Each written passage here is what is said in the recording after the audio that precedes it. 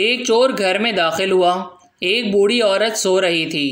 چور نے گھبرا کر اس کی طرف دیکھا تو وہ لیٹے لیٹے بولی، یقیناً حالات سے مجبور ہو کر اس راستے پر لگ گئے ہو۔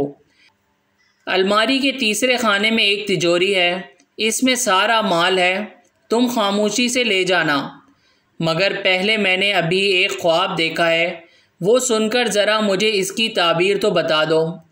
چور اس بوڑھی عورت کے رحم دلی سے بڑا متاثر ہوا اور خاموشی سے اس کے پاس جا کر بیٹھ گیا۔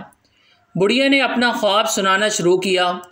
بیٹا، میں نے دیکھا کہ ایک چیل میرے پاس آئی اور اس نے 3 دفعہ زور زور سے بولا، علی علی علی۔ بس پھر خواب ختم ہو گیا اور میری آنکھ کھل گئی۔ ذرا بتاؤ تو اس کی کیا تعبیر ہوئی؟ وہ سوچ میں پڑ گیا۔ اتنے میں برابر والے کمرے سے بڑھیا کا نوجوان بیٹا علی اپنا نام زور زور سے سن کر اٹھ کر آ گیا اور اندر آ کر چور کی خوب ٹھکائی لگائی۔ بڑھیا بولی، بس کرو، اب یہ اپنے کیے کی سزا بھگت چکا ہے۔ چور بولا، نہیں نہیں، مجھے اور مارو تاکہ مجھے آئندہ یاد رہے کہ میں چور ہوں، خوابوں کی تعبیر بتانے والا نہیں۔